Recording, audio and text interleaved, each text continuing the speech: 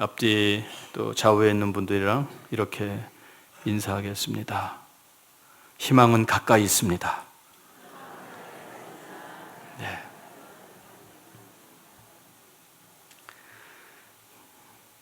이 시간이라는 개념을 아주 실감나게 그리고 공감할 수 있게 정의한 철학자가 있는데 프랑스의 앙리 베르고송이라는 분이었습니다.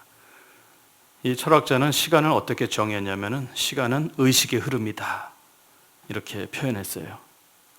자, 오늘 우리가 7시 30분에 예배를 시작했습니다. 그리고 우리는 저 시계의 시각에 의해서 사회생활을 진행하죠. 그러니까 공통의 약속된 시간에 맞춰서 움직여야 손해를 보지 않지, 자기만의 시간을 가지고 움직이면은 손해를 보고 사회생활을 할 수가 없게 되는 것이죠. 무슨 말씀이냐면은 예를 들어서 이런 거예요. 이 각자가 느끼는 시간은요 굉장히 차이가 납니다. 오늘 이 예배당에 와서 예배를 드리는데 예배 시간에 설교가 너무 길다 이렇게 아주 지겹게 느껴지는 분도 있고요. 그 다음에 시작한 지 얼마 안 된 것 같은데 벌써 끝이야? 당황하는 분들도 있고요. 같은 장소에 동일한 시간을 가지고 앉아 계시지만 내가 어떻게 생각하느냐에 따라서 그 시간의 길이가 다 다르다는 겁니다. 군목으로 훈련받으러 영천의 삼사관학교에 들어갔는데 20주의 교육을 받는데 첫 주가 그렇게 안 가더라고요. 너무 지겹고 힘들고. 그 당시에는 4주가 지나야 면회가 됩니다. 요즘에는 2주만 지나면 외박을 시켜주더라고. 좀 배가 아팠는데 그 당시는 한 달 지나서 이제 주일날 오후 5시까지, 아침 9시부터 오후 5시까지 8시간 그 학교 안에서 이제 면회가 가능했어요. 그날만 학수고대하고 있는 겁니다. 소위 이제 달력에 날짜 가는 거 하루 지어가면서 4주가 4년같이 길게 느껴지더라고요. 그래서 드디어 첫 면회 날 집사람이 왔어요. 그래서 너무나도 반갑고 보고 싶은 마누라 얼굴 보니까 그냥 너무 좋더라고요. 그래가지고 보고 왔어 해가지고 웃은 것 같았는데 면회 끝! 그러더라고. 8시간이 눈 깜짝할 사이에 지나가 버렸어요. 너무나도 아쉽더라고요. 그게 바로 시간의 개념이에요. 내가 하기 싫은 거 억지로 하면요 그 시간이 너무나도 지겹고 길게 느껴집니다. 50분이 5시간처럼 길게 느껴져요.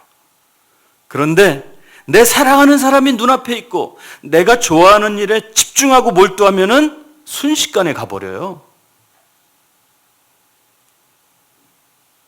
그러니까 주일날 또 수요일 하여튼 예배 시간에 보통 설교 한 3, 40분 정도 하잖아요.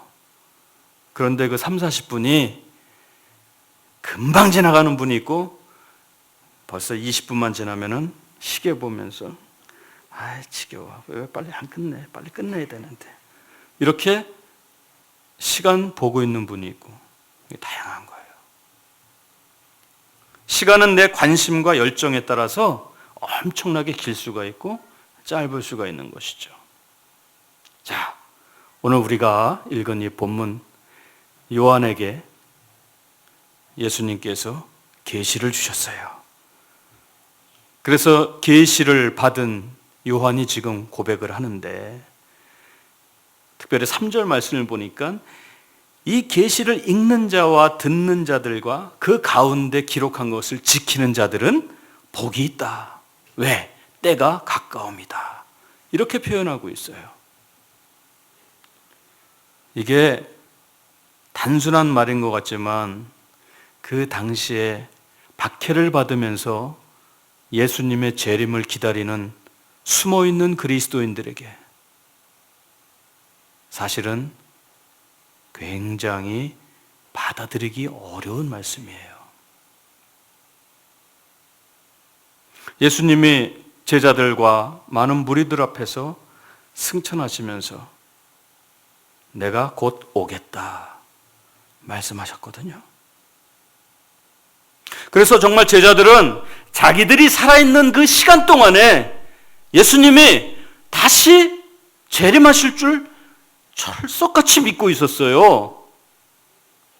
그랬는데 그 약속의 말씀을 믿고 있었던 요한에게조차도 지금 세월이 몇 년이 흘렀냐? 60년이 흘렀어요. 그 사이에 많은 제자들은 다 순교당했어요. 비참한 최후를 맞이했습니다. 많은 그리스도인들도 다 고난을 피해서 흩어지거나 땅속으로 들어가거나 산속으로 굴을 파서 들어가거나 아니면 체포되어서 고문당하고 죽임을 당하고. 도대체 예수님은 언제 오시는 것일까? 그런데 지금 요한이 때가 가까웁니다. 또 말씀하는 거예요. 7절을 보면은 그가 구름을 타고 오시리라. 각 사람의 눈이 그를 보겠고 이렇게 예언했어요. 그러니 더더욱이 이제는 빼도 박도 못하는 상황이에요. 야, 이제 예수님께서 우리가 살아있을 때 구름을 타고 이 땅에 오시고 우리가 눈으로 그것을 똑똑히 보겠구나 이렇게 생각하고 있었던 것이죠. 그것은 그들에게 한 줄기 빛이었습니다. 자, 그러면 이제 이 말씀을 들은 성도들은 무엇을 해야 됩니까? 이제는 자신의 신변을 정리해야죠. 재산도 정리하고 또 매일 모여서 주님 오시는 것을 기대하면서 예배도 드려야 되고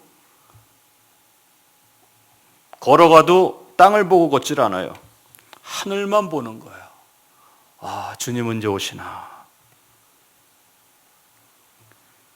그런데 이렇게 주님의 재림을 학수고대하고 있는 성도들에게 요한이 지금 엉뚱하게 재림이 가까운 때일수록 계시의 말씀을 읽고 듣고 지켜라 이렇게 말씀하고 있는 거예요. 아니 이게 무슨 상관이 있지? 준비를 해야 되는데 말씀을 읽고 듣고 지키는 일에만 힘써라. 이게 과연 주님의 재림과 무슨 관련이 있는가? 의문이 들기 시작한 겁니다. 아, 이거 주님이 오시기 글렀나 보다. 그저 그냥 말씀 읽고 듣고 지키는 것만 하고 있으라니. 주님이 곧 오실 때 내 눈으로 본다고 하였으니까는 그것을 위해서 준비해야 되는데 그 준비는 일체 언급이 없고요. 말씀을 읽고 듣고 지키는 데만 힘써라. 이렇게만 하고 있는 거예요. 그러니 성도들의 입장에서는 다시 희망이 사라지는 겁니다. 이거 사기치는 거 아니야? 우리를 속이는 거 아니야? 재림을 준비할 구체적인 준비책과는 거리가 먼 지침을 우리에게 주고 있지 않아. 이렇게 지금 희망을 놓고 다시 절망으로 빠져드는 그러한 상황이에요.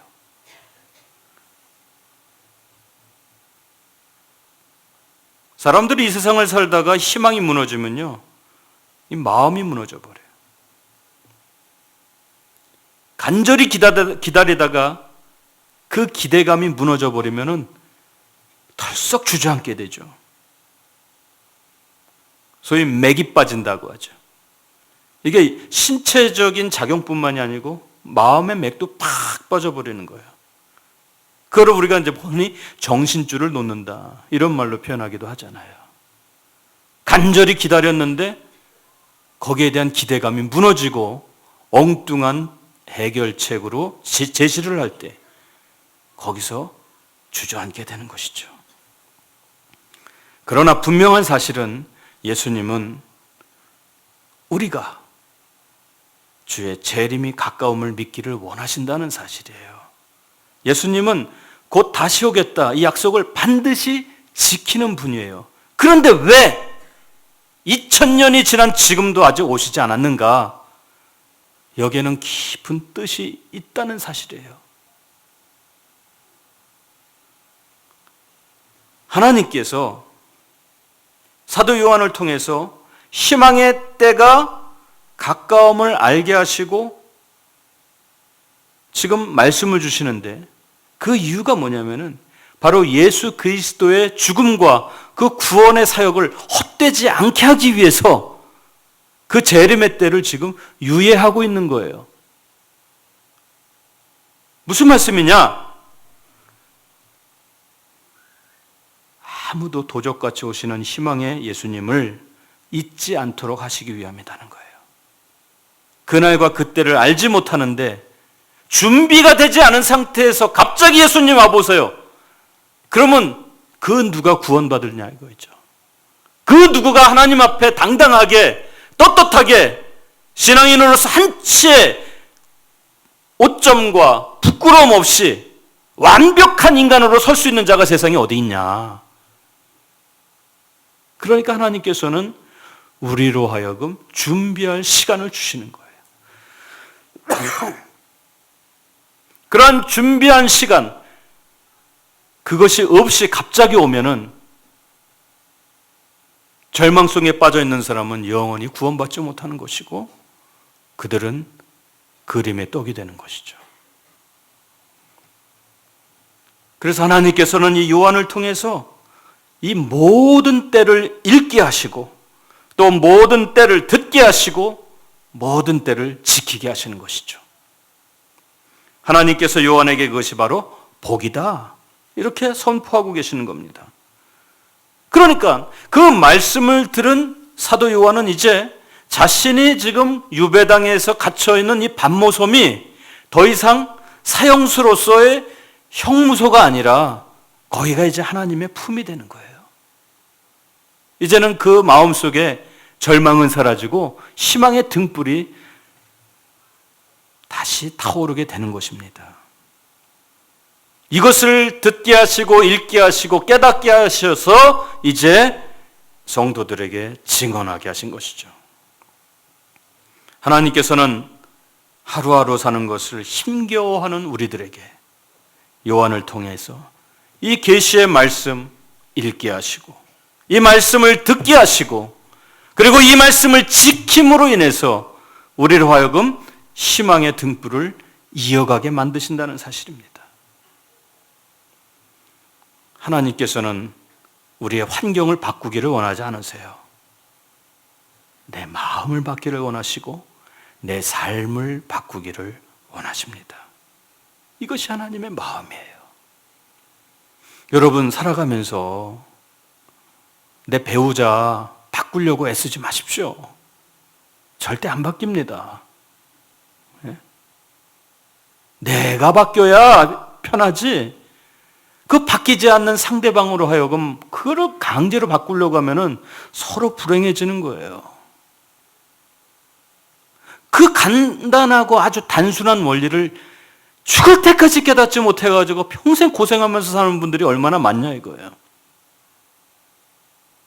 사람의 마음이 그 개 같은 성질이 두드러 팬다고 그게 고쳐집니까? 다양한 방법을 동원해도 절대 바뀌지 않아요. 내가 바뀌어야 돼요.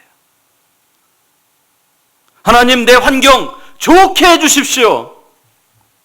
그렇게 기도하지 마시고 그 환경에 자족하며 내가 적응할 수 있도록 저를 바꿔주십시오. 이게 중요한 거예요. 하나님께서 계시를 허락하시고 읽을 때를 열어주시고 또 들을 때를 허락하시고 그 말씀을 지킬 때 복을 주시는 그 사랑의 하나님을 우리로 하여금 살아가면서 깨닫기를 원하시는 거예요. 그래서 예수님을 이 땅에 보여주신 거예요. 영이신 하나님, 보이지 않는 하나님 알질 못해요. 그러니까 보이는 하나님인 예수님을 이 땅에 보내주셔서 그분을 통해서 하나님을 만나게 하시고 그리고 그 예수님을 통해서 우리를 구원하신 것 아닙니까? 이제 우리는 성령 하나님을 통해서 그것을 내 마음속에 확고하게 믿게 하시고 또 그 믿음으로 세상을 살아가게 하며 이제 내 마음속에 절망을 다 내어버리고 희망이 부릴 듯하게 만들어 주시는 겁니다. 오늘도 성령 하나님은 우리의 연약함을 아파하십니다. 성령 하나님은 우리가 죄의 속성으로 인해서 범죄하며 때가 가까움을 알지 못하는 그 우둔함을 깨우쳐 주시는 것이요. 그래서 이제는 세미한 성령 하나님의 음성에 귀를 기울여야 됩니다. 하나님, 저로 깨닫게 하여 주십시오. 저에게 말씀하여 주십시오. 바로 성령의 역사를 통해서 우리는 이 하나님의 깊은 뜻을 알고 다시 일어설 수 있는 것이죠. 희망은 가까이 있어요. 멀리 있지 않습니다. 다시 오신다는 희망을 알고 희망의 끈을 잃지 않기 위해서 희망의 말씀을 읽고 듣고 지키는 자는 바로 가까운 곳에서 희망을 발견할 수가 있는 것입니다. 희망이 없는 사람은 때가 가깝다는 사실을 믿지 못해요. 그래서 시간이 자기의 것이라고 착각하고 세상을 살아갑니다. 하나님의 경고는 듣지 않고 쾌락의 삶을 살아갑니다. 그러나 하나님이 주시는 희망의 사람은 시간의 주인인 내가 아니라 하나님임을 믿습니다. 주님 다시 오실 그날이 가까워 오고 있음을 믿습니다. 그 날이 가까워 온다는 믿음 때문에 고난도 이겨내고 핍박도 감당할 수 있게 됩니다. 그러니까 희망의 사람은 때가 가까움을 알고 준비하는 사람입니다. 때가 멀리 있다고 생각하는 사람은 절대 준비하지 않습니다. 오늘 할 일을 내일로 미루며 중요한 기회를 날려버립니다. 그러나 희망 있는 사람은 준비하며 살아갑니다. 어떻게 지키냐? 또 어떻게 준비하냐? 바로 이 하나님의 말씀을 읽고 듣고 그것을 순종하기 위해서, 실천하기 위해서 애쓰는 것이죠. 계시의 말씀을 읽고 듣고 지키는 사람은 주님의 가까움이 희망이 아니고 저주요, 후회요, 탄식입니다. 말씀을 지키지 않는 사람은 절대로 주님이 가까이 오셔서 나에게 오신다는 것이 복이 될 수가 없어요. 오히려 두려움이 되고 공포의 대상이 되는 것이죠. 그러나 지키는 자, 그것을 듣고 그것을 내 것으로 만드는 사람은 기대감이 생기는 거예요. 어서 오십시오. 그 사도 요한이 요한계시록 맨 마지막에 뭐라고 표현했습니까? 아멘, 주 예수여, 어서 오시옵소서. 이렇게 고백할 수 있는 근거가 무엇이에요? 예? 내가 그 말씀을 읽고 듣고 지켜서 이제는 희망의 사람으로 바뀌었기 때문에 오셔도 내가 부족함이 없다 이거예요. 준비가 안 된 사람은 오는 것이 두렵죠. 겁나죠. 2차 세계대전 때 폴란드의 아우슈비츠 수용소에는 수십만 명의 유대인들이 수용되어 있었습니다. 그 독일의 나치가 그 유대인들을 다양한 방법으로 학살을 하는데 이 아우슈비츠에서는 특히 이제 독가스를 통해 가지고 그 유대인들을 매일매일 수백 명씩 죽였습니다. 그러면서 죽을 때 어떠한 반응을 보이는지 그런 걸 또 면밀하게 관찰을 하면서 연구하는 거예요. 아주 잔인한 거죠. 예?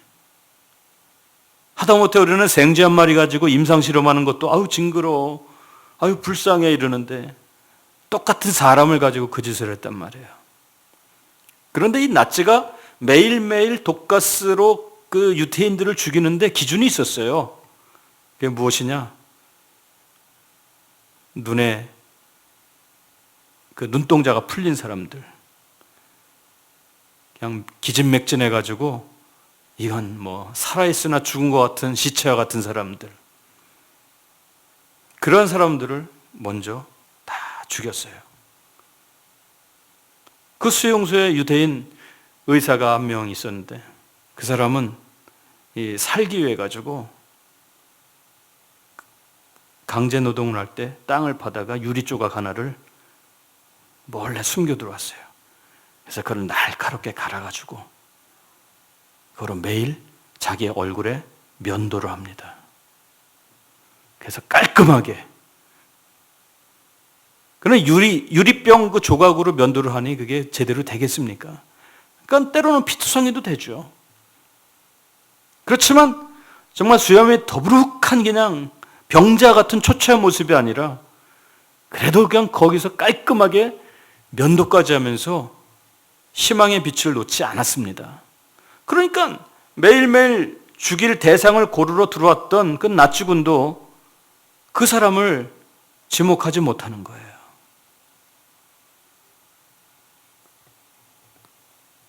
결국은 그 청년은 나치가 패망하여서 이제 자유의 몸이 될 때 죽지 않고 살아남았습니다. 그 수용소에서 많은 유대인들이 아니마민이라는 노래를 불렀습니다. 나는 믿는다. 나는 믿는다. 예수님이 다시 오심을 믿는다. 희망의 등불을 가진 사람들은 살아남았습니다. 삶에 대한 강한 의지를 가지고 하나님의 도움을 기다렸던 그 유태인 의사가 말합니다. 하나님의 도움은 결코 늦는 법이 없습니다. 다만 우리가 너무 성급할 뿐입니다. 이 사람이 바로 빅톨 프랭클이라는 의미요법이라는 치료 방법을 창시한 심리학자 의사였습니다. 그렇습니다. 내가 이 세상을 살아갈 의미를 가진 사람, 희망이 있는 사람, 미래에 대한 기대감 있는 사람은 오늘 현실에서 절대로 주저앉지 않습니다. 그러나 미래가 없는 사람, 삶을 포기한 사람은, 내일을 기대하지 않는 사람은 결국은 죽을 수밖에 없는 것입니다. 그 근거가 무엇입니까? 그게 바로 신앙이에요. 신앙은 고난을 희망으로 바꾸는 힘이 있습니다. 절대자이신 하나님께 대한 믿음은 인간이 가질 수 있는 인생 최고의 재산입니다. 신앙은 고난의 밤에도 희망의 아침을 노래하게 합니다. 왜냐하면 희망의 때가 가까움이기 때문입니다. 그러니까 고난의 밤은 곧 희망의 밤입니다. 지금 우리가 어두운 밤, 태양이 없는 어두운 때를 맞이하고 있지만 우리의 지구, 우리가 살고 있는 대한민국의 반대쪽에는 태양이 비치고 있다는 사실입니다. 태양은 없어지지 않아요. 잠시 돌아갔을 뿐입니다. 전능하신 하나님, 영원하신 하나님은 절대로 사라지지 않습니다. 그분은 시공을 초월해서 지금도 우리와 함께 계신다는 사실입니다. 눈에 잠시 보이지 않는다고 해서 없어진 것이 아니에요. 보이지 않지만 영원하신 하나님을 믿을 때 우리는 고난의 밤이 오히려 희망의 밤이 될 수가 있고 어두운 터널이 밝은 터널의 끝자락이라는 것을 깨달을 수 있다는 사실입니다. 희망은 멀리 있지 않아요. 가까이 있습니다. 여러분, 멀리서 희망을 찾지 마십시오. 말씀을 떠난 희망은 없습니다. 예수 그리스도를 떠난 희망은 없습니다. 세상 속에서 희망을 찾아 헤매지 마세요. 희망은 바로 이 말씀 안에 있습니다. 가까이에 있어요. 예배의 삶을 사는 것이 바로 희망입니다. 사도 요한이 희망의 말씀을 듣고 읽고 지키는 자는 복이 있다라는 그 말씀을 의지하였기 때문에 그는 그 고난의 유배 생활을 이겨낼 수가 있었고 결국은 자유의 몸이 되었습니다. 반모섬의 유배로 희망이 없는 곳에서 희망의 계시를 받았을 때 그는 자기가 있는 그 반모섬이 더 이상 불행의 장소가 아니라 주님을 매일매일 만나는 희망의 예배당이 되었던 것입니다. 사랑하는 성도 여러분, 희망은 때가 가까움을 알고 영혼 구원에 최선을 다하는 삶입니다. 우리가 아무리 잘 준비해도 잃어버린 영혼에 대한 관심이 없다면 헛된 준비를 하는 것입니다. 주님의 말씀을 가장 잘 지키는 것은 예수님의 마지막 지상 명령, 복음을 전파하여서 세례를 주고 내 백성이 되게 하라는 것, 바로 전도의 명령을 감당하는 것입니다. 예수님은 오늘도 잃어버린 한 영혼이라도 더 구원하시기 위해서요, 다시 이 땅에 오시는 때를 유예하고 계시는 것입니다. 오긴 반드시 오시되 한 생명이라도 더 구원할 기회를 주시기 위해서 시간적인 여유를 우리에게 주시는 것입니다. 그러나 그것을 놓치는 자는 결국은 멸망이잖아요. 주님이 오시면 기회는 더 이상 주어지지 않습니다. 때가 가까움을 알고 한 영혼이라도 더 구원하는 데 우리가 애써야 됩니다. 지난 주일에 정말 많은 분들이 태신자를 작정하셨습니다. 저는 그 명단을 정리하면서 아직도 우리 가족들 중에서 주님을 영접하지 못한 분이 너무 많이 있구나라는 것을 느꼈습니다. 우리가 이웃에게 전도하는 것도 중요하지요. 그렇지만 정말 혈육으로 연결되어 있는 내 가족을 구원하는 것, 솔직히 더 관심 있고 더 급한 문제 아니겠습니까? 팔이 안으로 굶잖아요. 내 부모, 내 형제, 내 자녀 더 귀하잖아요, 솔직히. 그래서 많은 분들이 가족 구원을 위해서 기도하고 애쓰고 계시구나라는 것을 보면서 정말 이번 VIP 축제 때에는 특별히 이웃도 중요하죠. 많이 모시고 오셔야 되죠. 그렇지만 우선순위로 내 가족을 좀 초점을 맞춰서 많은 식구들을 인도했으면 좋겠습니다. 이건 우리에게 주신 명령이요, 또 구원받은 하나님의 자녀만이 누릴 수 있는 특권이에요. 예수 그리스도가 우리의 희망이십니다. 하나님 아버지가 우리의 희망입니다. 그리고 이 말씀이 희망입니다. 이 희망은 멀리 있지 않고 아주 가까이 있습니다. 이 희망은 우리에게 기쁨을 주며 행복하게 하며 또 그것을 통해서 우리는 삶의 이유를 매일매일 찾아나가며 살아가며 감사할 수 있는 것입니다. 때가 가까움을 알고 희망을 갖는 자에게 하나님께서는 이제 더 이상 육신적인 그런 쾌락적인 삶에 사는 인생이 아니라 거기서 돌이켜서 주님을 위해서 사는 인생으로 바꾸어 주십니다. 가정과 직장과 사업장에 힘든 일이 있어도 이제는 주님의 마음을 알고 넉넉히 감당할 수 있는 힘을 주십니다. 예수님의 재림을 기다리며 고난이 와도 신앙을 포기하지 않고 기다리는 이제는 믿음의 사람으로 바꾸어 주신다는 사실입니다. 오늘 이 저녁에 오신 우리 모든 성도님들, 희망의 주인공이 되시기를 바랍니다. 희망은 아주 가까이 있습니다. 이 시간에 우리 함께 찬양하고 기도하겠습니다.